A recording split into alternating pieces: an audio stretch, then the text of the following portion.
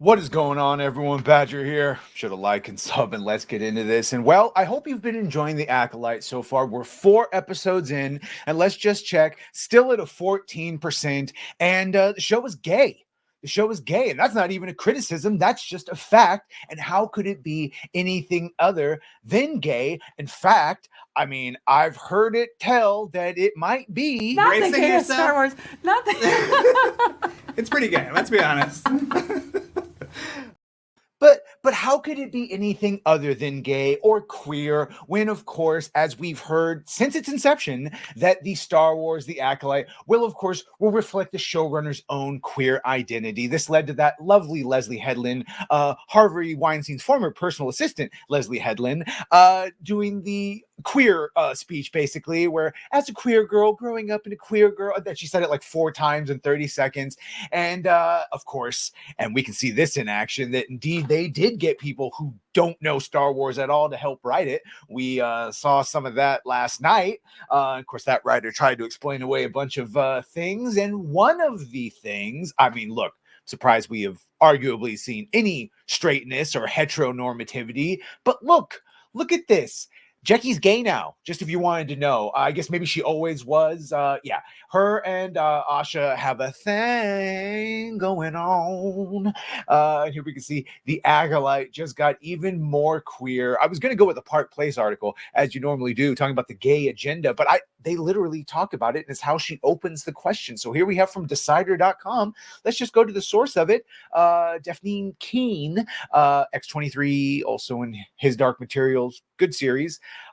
She did an interview talking about Jecki Lone. I guess I didn't memorize her last name. Surprised I remember the first one, but here we go. This is how it starts. Is the Acolyte continuing its wonderfully queer agenda? So I love when we point out that there's a gay or a not so secret LGBTQI agenda, and then they go, is this continuing its wonderfully queer agenda? So it's not us making it up. They talk about it. Are they continuing it by introducing a possible romance between Jecki and Osha? And you can see she responds, I'm so happy you asked that because this is my favorite question ever. The Acolyte star Dafne Keen gushed when Decider asked her just this question last month. I think for Jecki, it's very confusing because as a Jedi, you're not allowed to have feelings for other people. Attachments, Keen's Acolyte co-star Charlie Barnett clarified. So, correct. Jedi are allowed to have feelings, even though you're not supposed to be compromised by them. It's the emotions that you need to It's the emotions that you need to keep under check and the attachments that are forbidden. And I find it deliciously ironic that Charlie Barnett is the same guy that said Anakin blew up the Death Star and that made him evil. So, oh boy, he's the one calling them on inconsistencies when no one said anything to him when he had that glaring thing twice. She says, and I think she, I think she does, Keen said. I don't know if I'm allowed to say that, but I think she does. Now, could this be a case of an actress speaking out of turn? And this is just her reading into it that yes, instead of just having a budding friendship or a sisterly thing because Master Soul was a Jedi Master to both of them. No, we went right to they want to scissor each other. And maybe they can make life like their Coven of Force witches that that Osha comes from. Continuing on, Keen went on to say that the way she played Jecki in Acolyte episode 4 was that she indeed did like Osha. Jecki's such a young character. Indeed, she is. Indeed, even though she's 18, she presents and acts like she's even younger. So it's a little weird, but it's fine. Jecki is such a young character. She's an 18-year-old, but she's not a normal 18-year-old. Like, she hasn't gone to school and she hasn't had interactions with other, like, people. Jesus Christ, neither of you from the, like, way you talk. So it's her first real experience, I think, of those kinds of feelings and almost the guilt and confusion that come with it.